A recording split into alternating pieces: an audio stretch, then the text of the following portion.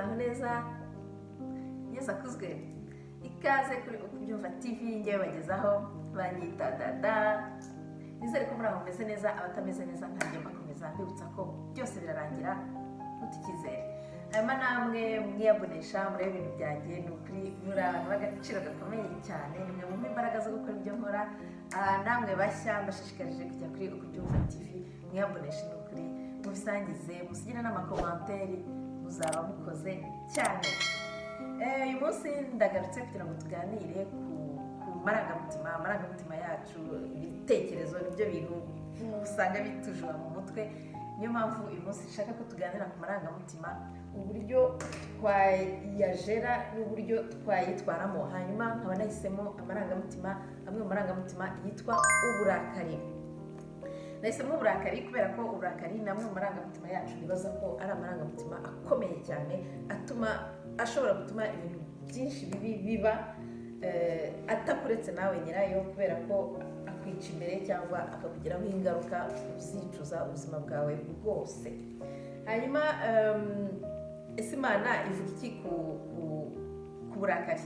Imana ivuga ibintu byinshi ku burakari, ariko nahisemo akantu kamwe nasomye kavuga ko uburakari ari umwe mu miryango Satani ikoresha kugira ngo itwinjirire. Hanyuma hakaba n'abahanga babivuzeho, nahisemo umwe witwa Benjamin Franklin. Yaravuze ngo tout ce qui commence par la colère se termine par la disgrâce. Donc ni ukuvuga ngo ibintu byose birimo uburakari, utangiranye uburakari nta mahirwe bigira, nta migisha bibamo. Urumva rero uburakari ntabwo ari ikintu cyiza, ni ikintu tugomba kurwanya twivuye inyuma. Uburakari twese turabugira, umuntu wese agira uburakari, baza tubuvukana simbizi. Yewe n'umwana iyo umwimye ikintu ashaka ujya kubona ukabona ararakaye. Ariko uburakari nubwo tubugira nk'andi marangamutima yose, ntabwo ari ibintu twagombye guha umwanya cyane, ntabwo ari ibintu twagombye kugaburira ngo bikure, kuko uko ugenda ubihembera, ubyuhira, ubigaburira, ibi bintu bibi cyane. Hanyuma uburakari buterwa n'iki? Hari ibintu byinshi bitera uburakari nk'uko nahoze mbivuga. Hari ibizwi, hari n'ibitazwi. Hari igihe umuntu nawe ubwe aba afite uburakari atazi aho buturuka. Akenshi hari igihe biba bituruka ku bintu biba byaratubayeho mu buzima bwacu tukiri abana, abantu baba baraduhemukiye wenda mu miryango, mu nshuti, mu bavandimwe. Doko ibyo bintu byose bikakugumamo iyo utabashije kubisiga inyuma yawe ngo ukomeze imbere, iyo utabashije kubifata nk'isomo ry'ubuzima, iyo utabashije kubabarira, kuko baravuga ngo kubabarira ni byiza. Ntabwo tugomba kubabarira kubera ko abadukorera ibintu bibi izo mbabazi bazigomba. Tubabarira kugira ngo tugire amahoro y'umutima, tubashe gukomeza imbere. Iyo ufite rero icyo kintu uburakari, hano babivuze ko ibintu byose utangiye ufite uburakari nta kintu bigeraho, ntago Imana ibiha umugisha. Urumva rero niyo mpamvu uburakari ari ikintu umuntu atagombye guhembera, ni ikintu umuntu yagombye gusiga inyuma ye, ukagifata nk'isomo, cyane cyane ku bintu byatubayeho n'ibiki, ukabifata nk'isomo ukamenya ko ari ubutaha uko uzabyitwaramo n'ibyongera kuba, cyangwa ukamenya ko ari ikintu ugomba kurwanya kuko wakinyuzemo. Iyo wanyuze mu kintu burya no kukirwanya biroroha. Cyangwa ukamenya kubabarira abandi cyangwa kumva abandi banyuze muri icyo kibazo. Ubundi ibibazo byinshi bitubaho ntabwo byagombye kuza kutwicira ubuzima. Yego biratubabaza, ariko twagombye no kubikuramo isomo. Byagombye, hari igihe bidufungura amaso, hari igihe bidukomeza, hari igihe biguha imbaraga zo gukomeza, hari igihe biguhindurira ubuzima mu buryo bumwe cyangwa ubundi. Iyo ubifashe mu buryo bwiza, iyo ubifashe mu buryo bubi birakomeza bikakugumamo, bikagukuramo. Twige rero gusiga ibintu inyuma yacu.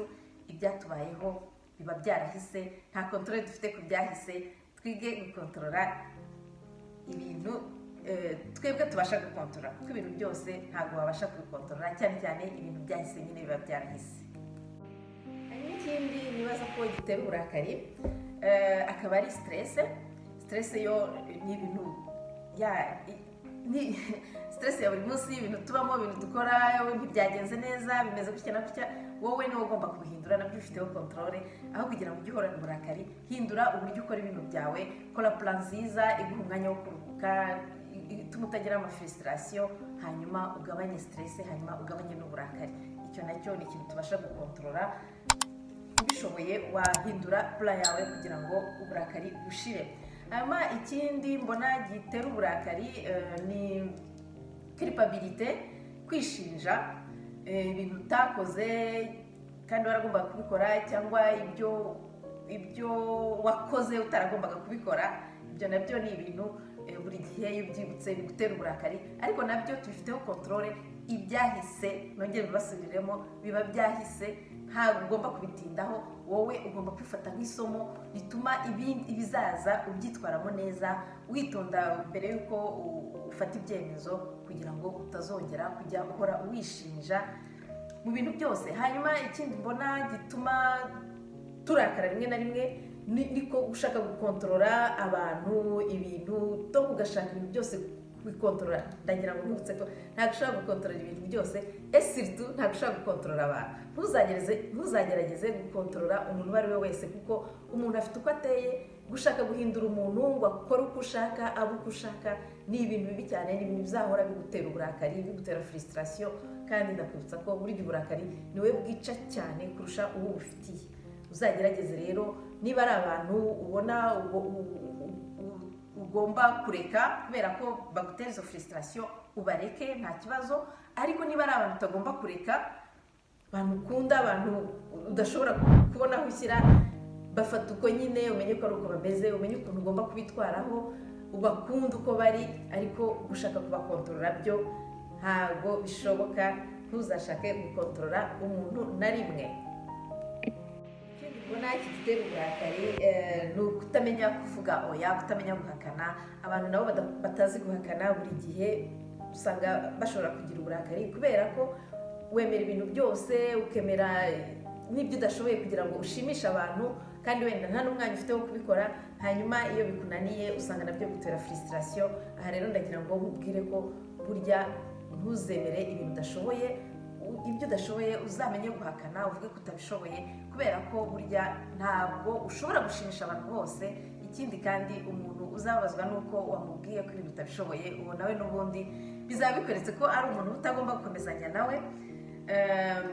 Ndagira ngo nanone nkwibutse nawe ko ububasha ufite bwo kuvuga yego bungana n'ububasha ufite bwo kuvuga ngo hoya.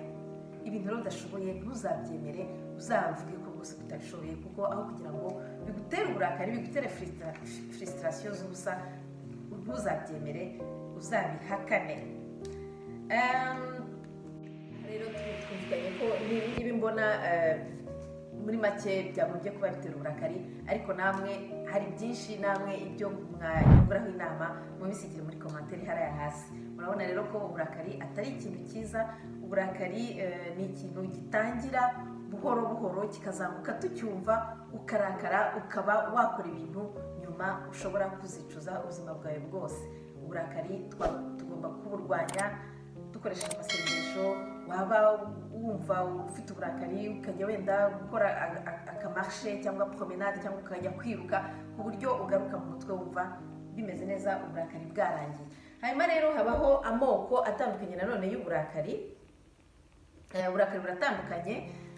Hari uburakari nakwita nka explosion, uburakari buza bwiruka cyane, bukaza unakarakara, agakora dega mu kanya gatoya, yaba ari dega verbal cyangwa physique, akavuga amagambo mabi yabwira nk'umuntu. Ayo magambo ndakwibutsa ko urayavuga, ariko uyabwiye we ushobora we kwibagirwa, ariko uyabwiye ntabwo yibagirwa, uba umukomerekeje. Cyangwa se hakaba nk'umuntu urakara, akaba yafata nk'ikintu akagitera umuntu, cyangwa nk'icyuma akakimutera, akaba aramwishe, kandi byari uburakari bw'akanya gato ariko buzanye ingufu nyinshi cyane. Urumva rero ubwo burakari ni uburakari nabwo butoroshye, ni uburakari bubi cyane, kuko wowe bufite nyuma ukora ibintu, nyuma ukarogreta impamvu wabikoze, ariko biba byabaye. Urumva uba wakomerekeje, uba wakoze ibintu bibi. Ubwo burakari nabwo ni uburakari butari bwiza. Hanyuma hakaba ubundi burakari nakwita uburakari uhembera. Uburakari ugenda uhembera buhoro buhoro, ugakora plan. Donc nk'abantu bakunda bavuga baba bashaka kwihorera, n'ibintu ategura akabishyira mu gikorwa buhoro buhoro buhoro buhoro, bikazarangira akoze ibintu bibi, bikazarangira uwo muntu amwihoreye ku buryo bumwe cyangwa ubundi nawe. Ariko urumva byanze bikunze iryo kosa wakoze ararihanirwa, urumva ko nawe biba bitamugendekeye neza. Ariko we uwo muntu we ntabwo arogereta nk'uwa mbere, ufite uburakari explosive we ararogereta kuko ni ibintu aba yakoze atatekerejeho, atabipanze, atabiteguye, ugasanga ingaruka zibaye yazimugizeho ingaruka, ariko arabirogereta kurusha uwateguye we umugambi we aba yawugezeho wo gukora nabi, wo kugira nabi. Urumva we nubwo bimugiraho ingaruka, ariko nibaza ko we atabirogereta nk'uwa mbere. Hanyuma hari uburakari bituma usakuza, ugakiriya, ukavuza induru, mbese ukarakara ku buryo nyine ubona umuntu ugatitira, ukabona ko umuntu arakaye koko. Hakaba uburakari bumena ibintu, mwaba mwicaye ku meza murimo kurya, umuntu yarakara ukabona kuriye nk'igitambaro cy'ameza byose arabimennye birarangiye. Ubwo nabwo iyo nayo ni indi sorte y'uburakari. Hakaba hari uburakari buri subtile, uburakari umuntu agenda agusebya, akuvuga, aguteranya n'abantu kugira ngo bakwange, mbese ugasanga ni umuntu arakurakariye, barashaka ko n'abandi nabo bakurakarira. Ubwo burakari nabwo bubaho.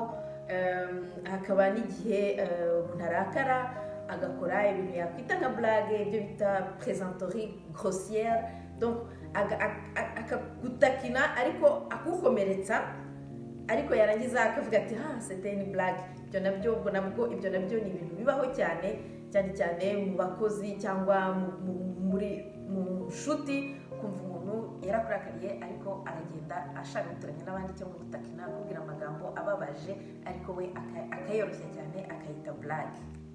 Uburakari umuntu agira, akajugunya ibintu, agaterura ibintu akamena, akagira gutyo ugasanga ibintu byo mu nzu byose arabimennye, akabafata nk'iriya televiziyo akayikubita hasi. Ubwo burakari nabwo ni uburakari bubaho. Hakabaho ubundi burakari bwitwa kwirotira. Ubwo rero nibwo burakari bwanjye. Twese tugira uburakari, buri muntu wese afite uburyo arakaramo.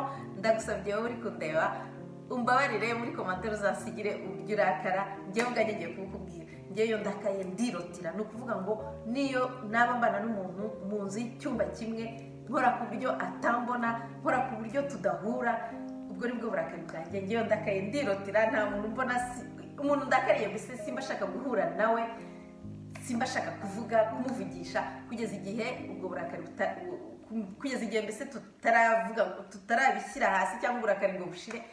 Ushobora kutambona kandi tubana mu nzu. Ubwo nibwo burakari bwanjye. Nawe usigire muri commentaire uburakari bwawe, kandi uzaba ukoze cyane. Mfite umukopine rero arambwiye ati njyewe iyo ndakaye narakarangije n'umugabo wanjye, ikintu nkora ndyama oboro y'igitanda. Ukaba ufite igitanda cya metero 2, ariko ukaryama kuri santimetero zingahe cyangwa milimetero, kugira ngo kubera ko umuntu warakariye muri oburije yo kujyana mu buriri, ariko urakora ku buryo usa nkaho utaburimo. Nabwo numvise bisekeje, nabwo ni uburakari. Buri muntu wese nyine afite ukuntu arakara n'ukuntu ajera uburakari bwe, ariko ubundi uburakari ni ikintu kitagombye kumara igihe kirekire, ni ikintu cyagombye kumara igihe kigufiya, kubera ko uko bigenda bimara igihe kirekire bigenda biba bibi cyane, ugasanga kandi babikwicira ubuzima. Wibutse ko uburakari niwe bwica kurusha uwo bufitiye. Burya amarangamutima yacu akenshi nitwe yica kurusha abo tuyafitiye. Niyo mpamvu rero tuba tugomba kuyigaho, tukamenya ukuntu tuyitwaramo, ukamenya uburyo ubwo burakari wabuvamo vuba. Nabahaye ingero nko kujya gukora agapromenade, ushaka ikintu kikudetanda no mu mutwe, ukumva ko ugatekereza, ukibaza impamvu uri muri ibyo bintu, ukanibwira ko nta n'umumaro bifite. Donc urumva rero igihe cyose ntuzahembere uburakari.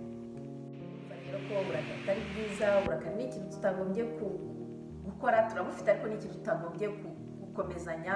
Donc uzihangane uburakari burangire hakiri kare. Ntuzaryame urakaye, uzarakara ariko ugerageze no gushira uburakari vuba vuba, kubera ko buratwica cyane, buraduhemukira, butuma dukora ibintu tuzarogereta ubuzima bwacu bwose. Kuko uburakari ntabwo ari ikintu Imana ishyigikiye, ni inzira ya Satani nk'uko babitubwiye. Ntabwo ari ikintu twagombye kugira. guhembera cyangwa kugaburira. Uburakari ni ikintu abahanga benshi bavuzeho, hari na dictionnaire y'abagreke yanditse ko la colère est plus forte des passions, c'est l'indignation, c'est la vengeance, c'est la fureur. Urumva rero la colère ni ikintu abantu benshi bagiye bavugaho. Bibiliya nayo itubwira ko tutagomba kugumana uburakari, on ne doit pas rester en colère selon la Bible.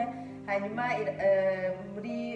mu migani no batubwira ko proverbe 15 verset 1 bavuga ko une réponse douce calme la fureur tandis qu'une parole dure augmente la colère. Urumva rero colère nayo ni ikintu ubonye ugiye kurakara, ubonye kuko uburakari buzamuka tubwumva, niyo mpamvu burya no kubujera byakunda.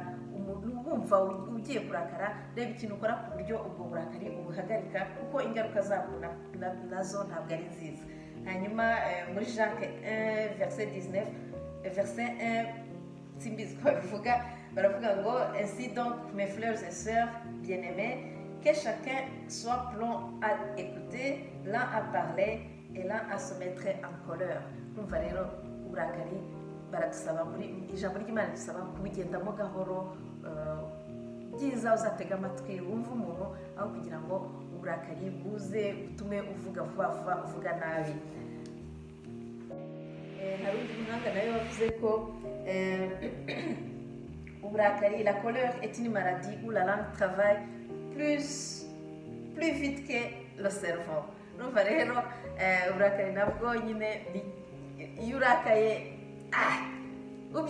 c'est la langue ou l'action, n'ibikorwa biza byihuta cyane kurusha cerveau, kuko iyo urakaye burya ukora ibintu utatekerejeho.